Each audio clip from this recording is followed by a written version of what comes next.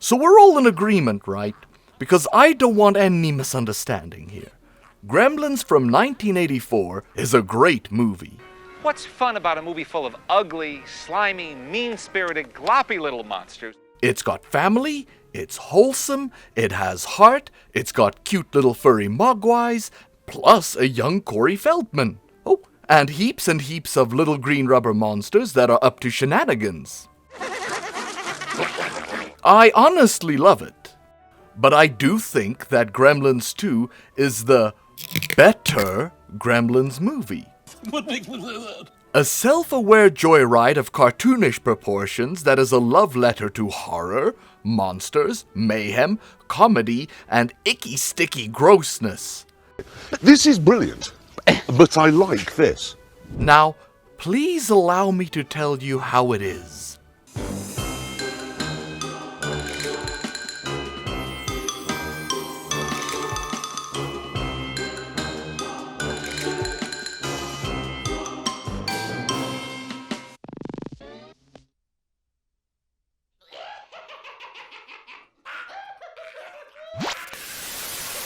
Firstly, the main reason that Gremlins 2, the new batch, is just so damn good is simple. It isn't a Christmas movie.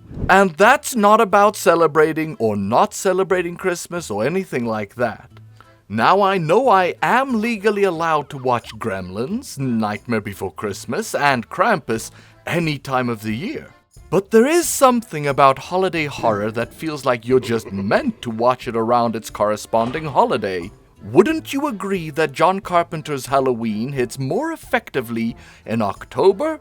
And doesn't Friday the 13th feel more Friday the 13th-y on a Friday the 13th? And thus, I feel similarly about Gremlins. But here's the problem. I want more Gremlins than just Christmas Gremlins.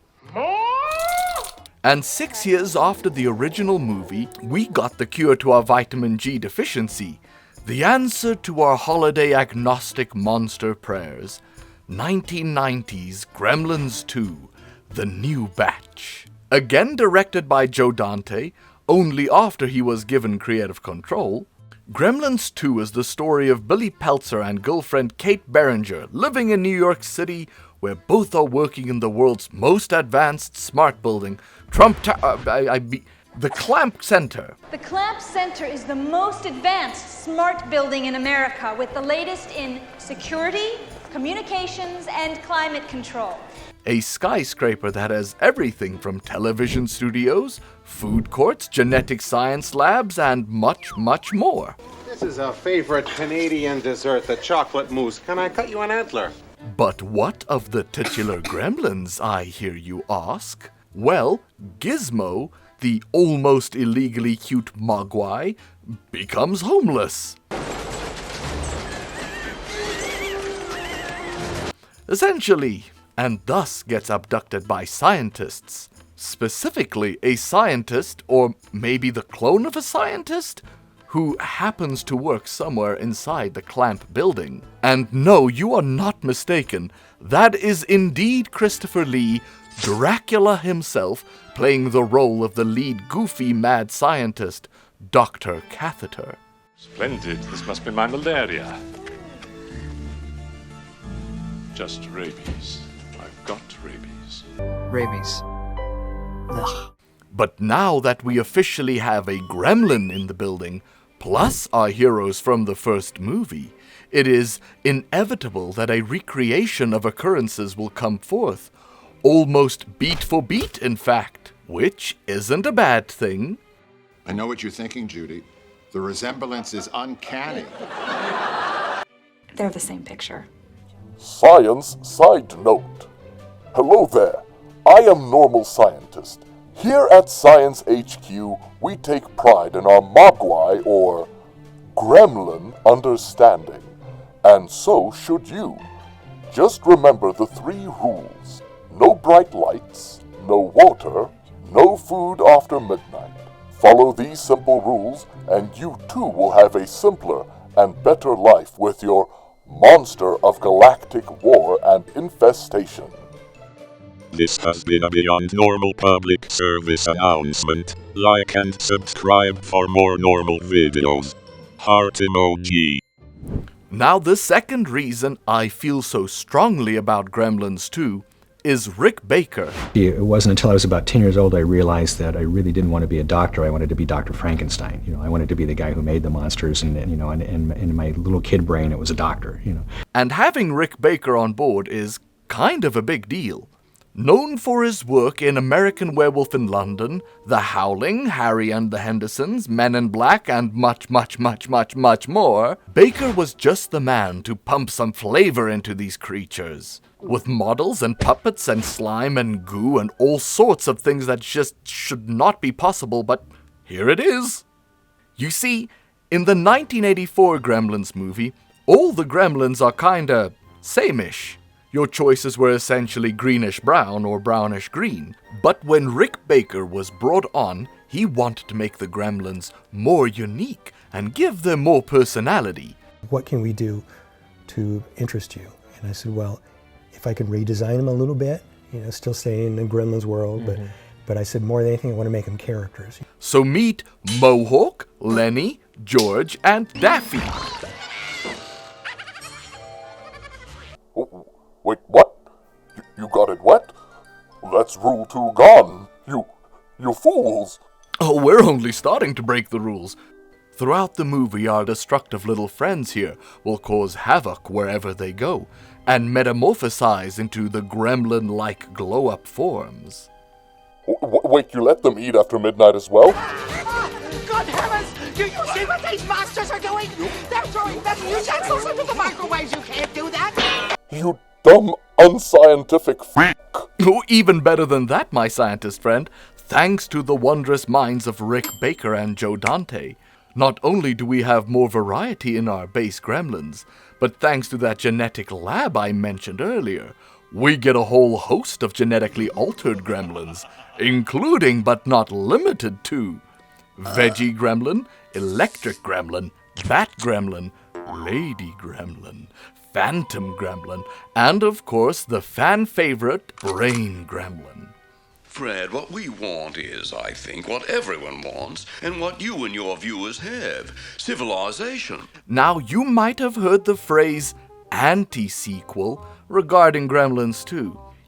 Something that pokes fun at what the original was, like when people make fun of the Mogwai rules. Oh, wait a minute, what about this?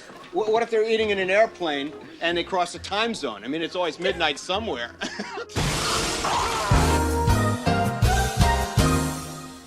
Anti-sequels can also kinda be seen as trying to subvert your expectations, if you want to look at it that way.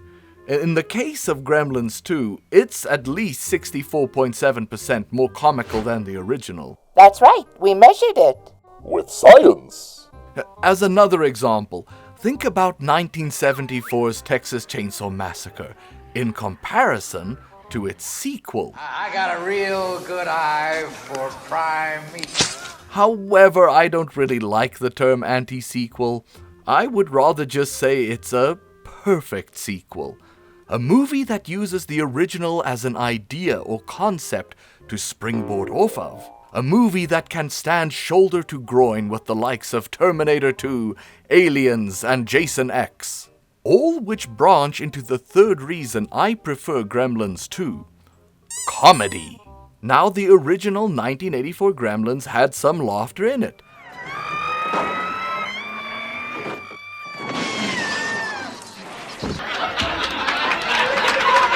But not a lot. You giggle at it in a mostly wholesome family way. But I wouldn't go so far as to say that the first Gremlins is a funny movie. I mean, you wouldn't laugh at the scene where Kate talks about her dad, would you? He was dressed in a Santa Claus suit. He'd been climbing down the chimney on Christmas Eve, his arms loaded with presents. But in Gremlins 2, well, that shit is funny as I remember I had the day off from school and Mom had let me go to the park. She'd made me a peanut butter and jelly sandwich. I was going through that peanut butter and jelly sandwich phase. And This man with this Honey, beard and a hat looked just like Abe Lincoln. Honey, I really don't think Except we've for got the time for raincoat. this now, you know? Now, comedy-based horror isn't for everybody. Not even when that comedy is in a movie with little green monsters that cause mischief and mayhem wherever they go. But the fact that Gremlins 2 embraces slapstick comedy and absurdism makes it the more zany and wacky fun-time experience. If that is what you're into. We're advising our clients to put everything they've got into canned food and shotguns. And boy howdy hell can I be into that. Some things that man is not meant to displace. Overall, although the new batch is way sillier, goofier, self-deprecating and self-aware, it also comes with some subtle commentary regarding corporate culture and how the privatization and smartification of things like workplaces and businesses will lead to our downfall, all in pursuit of corporate greed. And I'm not saying you shouldn't also watch and adore the original. Both are phenomenal pieces of work made by phenomenal people. But I mean, there's a reason why my VHS copy of Gremlins 2 was pretty much worn out.